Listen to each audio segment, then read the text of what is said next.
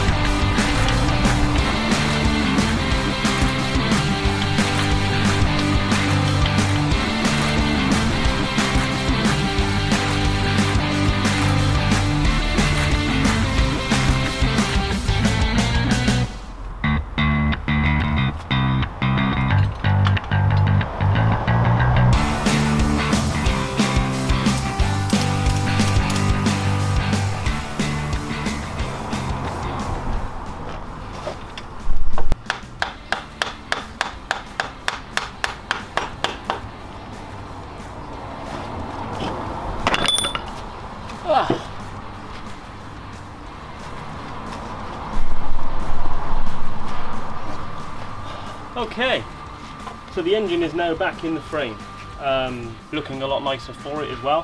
What I've also done whilst it was out is I've repainted the brackets which hold it onto the frame, so the top mount and the front mount.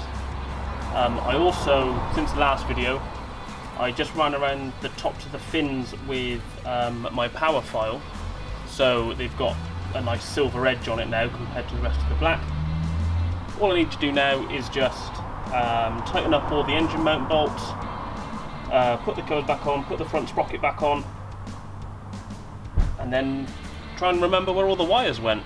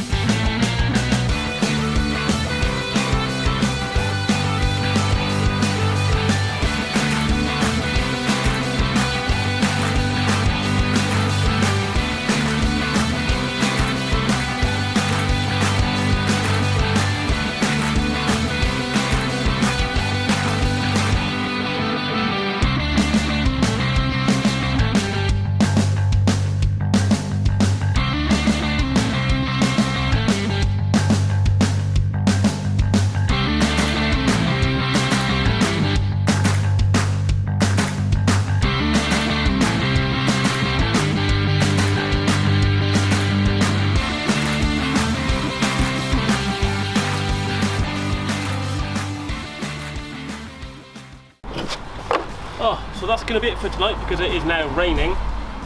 So I'm going to get this covered up I am going to put everything away and stop my camera getting soaked. I'll be back in a sec. Oh, well, that was close. It's now well and truly raining. I've had to throw tools on the floor and quickly chuck everything away, but the bike is now under cover, so it's still safe and dry. I'm really pleased the engine's back in now, because it was in my kitchen and it was in the way, and my other half was sort of questioning whether the house was actually a house or a garage, so that'll keep everyone happy. So next time, whatever's left on the engine, I'm going to finish doing that.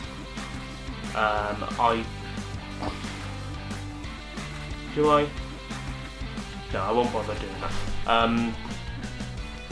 So I'm going to start focusing on getting that seat to fit next, I think. So I'm going to get the tank mounted back on, and then figure out what I need to cut off the front of the seat to get it to sit around the tank properly.